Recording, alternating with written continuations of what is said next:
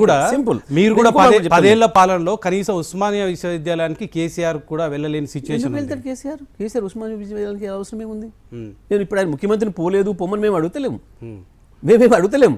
మీరు అశోక్ నగర్ వెళ్ళమంటున్నారు కదా. అవును, అశోక్ నగర్ సిచ్యువేషన్ అదే చెప్తున్నా. అదే కనిపించింది కదా మీ 10 ఏళ్ల కాలంలో కూడా. ఎందుకు చెప్తున్నావు అంటే నువ్వు అంటే మా అశోక్ నగర్ అని చెప్పి పోయినవో ఆ అశోక్ నగర్ పోవడానికి నువ్వు భయపడే పరిస్థితి వచ్చినట్టే నేను ఎందుకంటున్నా ఈ మాట. నువ్వు ఉద్యోగాలు ఇచ్చేసినా అంటే ఉద్యోగాలు ఇస్తే యువకులు ఎందుకు మళ్ళీ గొడవ చేస్తారు? యువకులు హ్యాపీగా నువ్వు పోతే వెల్కమ్ చేస్తారు కదా, ఎత్తుకొని నెత్తుకొని తిరుగుతారు కదా. ఏ మహిళలు ఇవ్వాలి? 1,00,000 మంది ఒక ఎగ్జామ్ రాస్తే మందికి ఉద్యోగాలు ఇస్తారు, మిగతా 90,000 మంది అప్పుడైనా. అదే చెప్తున్నాను, మీరు నోటిఫికేషన్లు ఇచ్చా మా నోటిఫికేషన్లు భర్తీ చేస్తున్నారు అని చెప్తున్నారు. 10 ఏళ్ళు మీకు అధికారం ఇచ్చినా ఎందుకు నోటిఫికేషన్లు ఇచ్చి భర్తీ చేయలేకపోయారు? అది చెప్పండి ఒకసారి. 1,60,000 పూర్తి చేసినాం, 1,63,000 ఉద్యోగాలు పూర్తి చేసినాం. ఇంకోటి కూడా చెప్పాలి మీకు, ఈ భారతదేశంలో మనకంటే 4 రెట్లు పెద్దదైన ఉత్తరప్రదేశ్, 2 రెట్లు పెద్దదైన మధ్యప్రదేశ్, 3 రెట్లు పెద్దదైన మహారాష్ట్రతో సహా ఎవరు కూడా ఇయ్యనన్ని ఉద్యోగాలు మేము ఇచ్చినాం వాస్తవానికి ఆనాడు. ఈ 50,000 ఉద్యోగాలకు కూడా మేము నోటిఫికేషన్లు ఇచ్చినాయి. ఆ ప్రాసెస్లో ఇచ్చుకుంటూ వచ్చినాం.